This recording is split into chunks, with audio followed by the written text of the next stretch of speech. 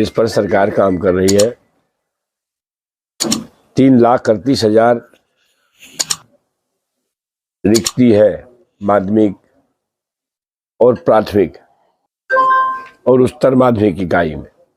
इतनी रिक्तियों को भरने का काम करना है तो इसमें समय लग सकते हैं, लाखों बहालियां हैं, महीनों समय लग सकते हैं। जो हमारे सीटेड बीटेड अभ्यर्थी हैं लगातार आंदोलन पर, उन्हें चिंता नहीं करनी चाहिए और कोई कंफ्यूजन करा रहा है। निश्चित रूप से ये माना जाएगा कि इन्हीं के बहकावे में है।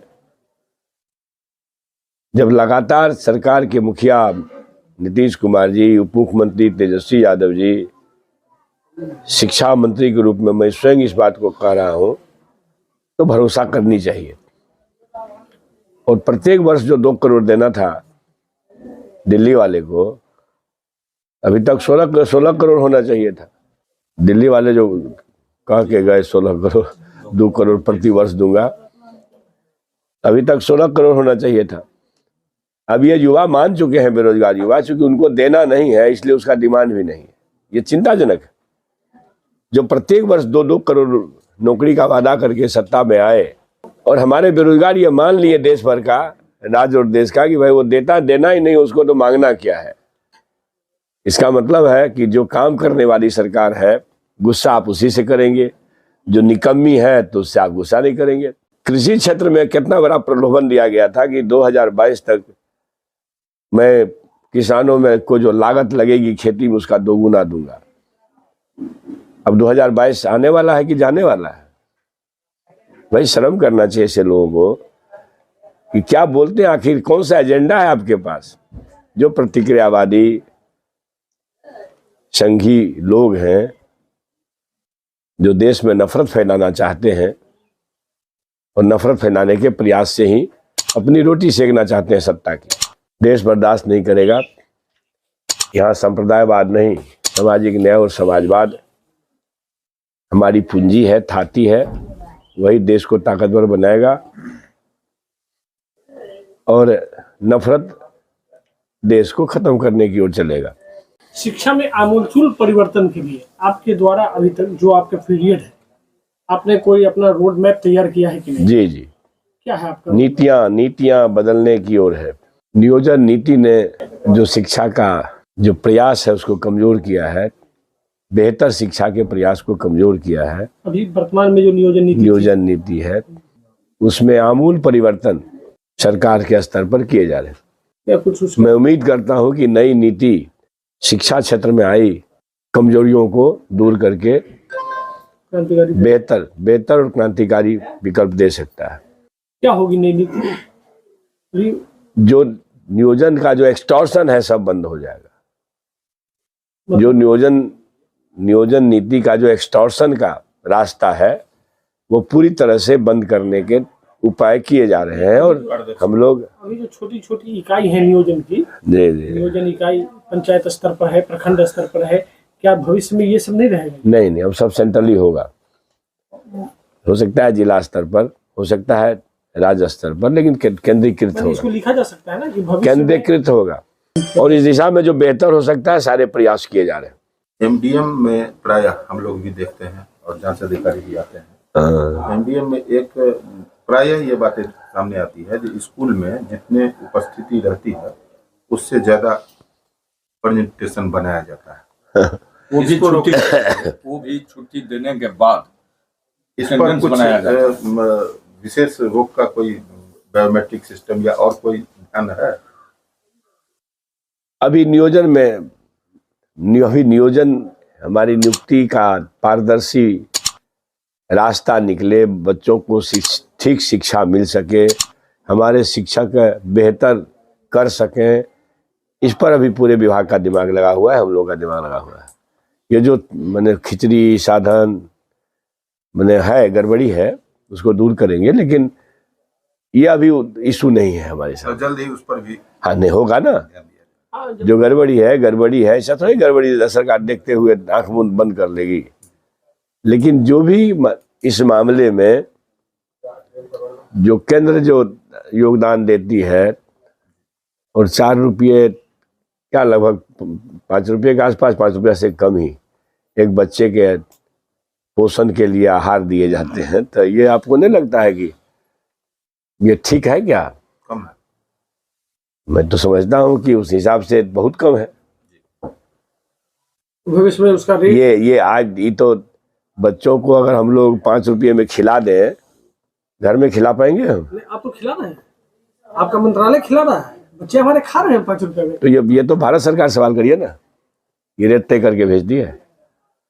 ये तो दिल्ली वाले से, आप अपनी ओर से आप अपनी ओर से राज्यांश का हिस्सा बढ़ा वो के ठीक है, 15 ठीक रुपए है, कर दिए। वो ठीक है, लेकिन ये कह रहा हूँ कि चूंकि ये राशि भारत सरकार से आती है और आती है तो इस रूप में आती है, तो ये दिल्ली वाले को भी से भी सवाल करनी चाहिए आप लोगों को।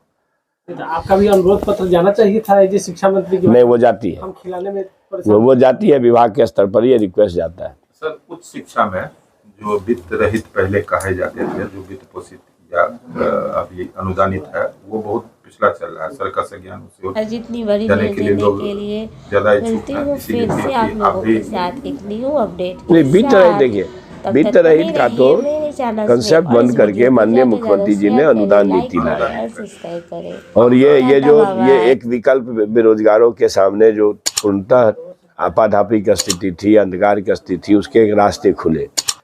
लेकिन अनुदान में विलम्ब के जो कारण है, वो सब कारण को ढूंढा जा रहा है, पता भी है। और उसमें guys, मेरे चैनल जो के साथ संस्थान इसी के तरह द्वारा, न्यूज़ से और या नई विश्वविद्यालय अपडेट के हो, साथ जुड़े महाविद्यालय हो, रहें। और जाते जाते अब ये लाइक शेयर हमारे महाविद्यालय जो प्राइवेट चलते हैं निजी, अब लोग उसको निजी संपत्ति बना के चलते हैं। इसके लिए एक विकल्प के तौर पर हम लोग क्या बेहतर कर सकते हैं, इसका प्रयास करेंगे कि भाई अनुदान सरकार को उच्चतर शिक्षा के संबंध में अनुदान से लेकर के वेतन तक के संबंध में राशि की कमी नहीं है, लेकिन ये तो यूटिलाइजेशन सर्टिफिकेट जाना रहता है ना, उपयोगिता प्रमाण पत्र। ये कॉलेज का स्तर से गड़बड़ी होती है, प्रिंसिपल्स, बर्सर, प्राइवेट कॉलेज में सेक्रेटरी, तो उसको कैसे हम लगाम लगा सकें, इसके लिए भी नीति बनाई जा रही है कि कम से कम कोई कार्रवाई का विकल्प हो, और ऐसे लोगों को चिन्हित करके जो फैक्टर लोग हैं, खास करके श्रेणी के निष्पादन से संबंधित, विश्वविद्यालय स्तर पर हो या कॉलेज स्तर पर हो, तो चूंकि विश्वविद्यालय ऑटोनॉमी है तो कॉलेज में तो कार्रवाई विश्वविद्यालय करेगी। लेकिन सरकार ऐसी तैयारी कर रही है कि कुछ इस तरह के पत्र हम उनको दें कि भाई आप जो विद्यालय, महाविद्यालय या विद्यालय, तो महाविद्यालय होगा तो फिर यूनिवर्सिटी करेगी, विद्यालय होगा तो हम लोग करेंगे, कि जो अनुदान को डिस्ट्रीब्यूट करने में देरी करती है, पता है आपको, साल भर कॉलेज देरी करती है, ज्यादा भी देरी करती है। और हमारी मजबूरी है, सरकार जब यूटिलाइजेशन नहीं आएगा तो हम किस रूप में उसको अनुदान दे पाएंगे। तो ये है लैप्सेज जो जिस लेवल पर होगी, ऐसे लोगों के ऊपर कम से कम राशि के ठीक विचलन के नहीं करने के कारण कार्रवाई होगी।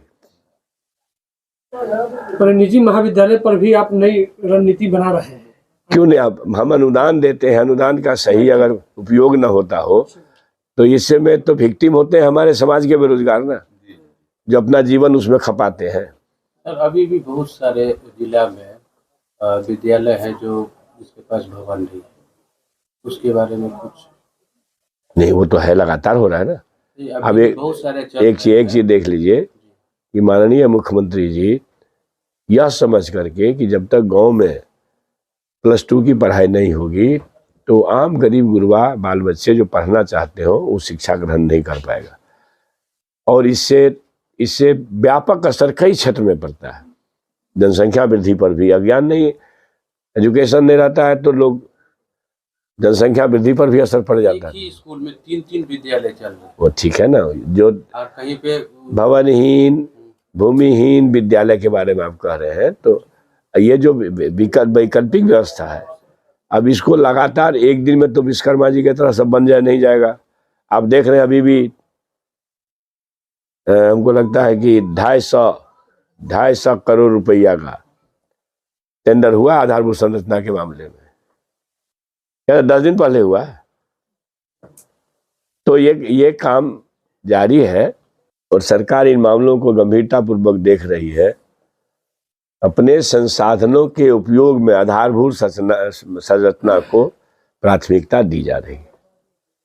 जो हमारे पास संसाधन है, अब आप बताइए तो लगभग पूरे बजट का 21% शिक्षा पर खर्च हो रहा, और माननीय मुख्यमंत्री जी ने शिक्षा दिवस के अवसर पर इसको 4% बढ़ा करके 25% करने का घोषणा किया। तो संपूर्ण राज्य बजट का 25% जहां शिक्षा क्षेत्र में खर्च होनी है, तो इन्हीं सब चीजों पर खर्च होनी है ना। ये है, सरकार प्रयास कर रही है और साधुवाद है इस मामले में। माननीय मुख्यमंत्री जी हर समय ये बोलते हैं, जब भी उनको हम लोगों के साथ समीक्षा किसी तरह का बैठक करते हैं, निजी बातचीत भी करते हैं, तो वो इतना बात कहते हैं कि शिक्षा और स्वास्थ्य के क्षेत्र में जितना कर सकते हैं उसमें कमी नहीं करेंगे। दीगर क्षेत्र भी है, उसको